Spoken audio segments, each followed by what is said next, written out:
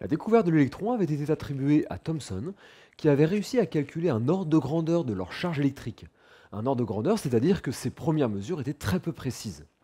En 1911, Millikan reprend et améliore des expériences initiées dans le laboratoire de Thomson afin de calculer la charge électrique élémentaire de l'électron avec une bonne précision cette fois. L'idée est de ioniser des gouttes de liquide, c'est-à-dire leur arracher un ou plusieurs électrons, et de les soumettre à un champ électrique afin de mesurer la charge électrique de ces gouttes. On trouve alors qu'elles sont toutes des multiples de la même charge, c'est la charge élémentaire, donc la charge d'un seul électron.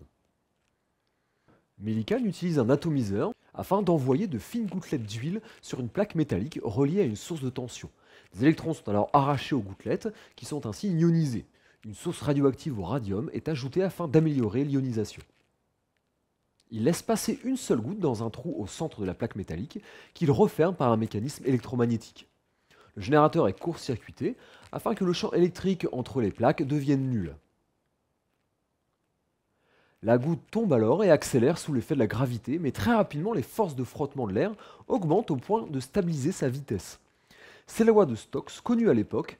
Un calcul montre d'ailleurs que cette stabilisation s'effectue en 1/10 de seconde. Cette loi de Stokes dit que la force de frottement due à l'air dépend du rayon de la gouttelette A, de la viscosité de l'air et de la vitesse de la goutte V. Le coefficient 6π est dû à la forme sphérique de la gouttelette. Cette force de frottement est donc égale à la force de gravité lorsque la gouttelette cesse d'accélérer.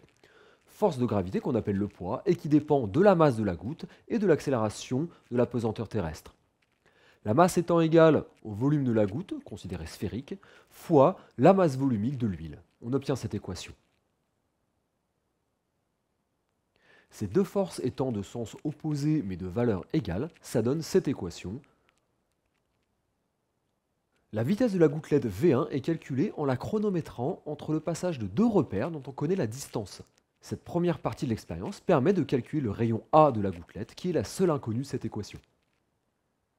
Ensuite, on crée un champ électrique entre les deux plaques en les reconnectant au générateur, de sorte que la force électrique fasse remonter la gouttelette.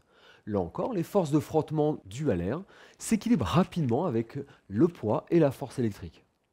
La force électrique est par définition égale à la charge de la goutte multipliée par la tension sur la distance entre les plaques.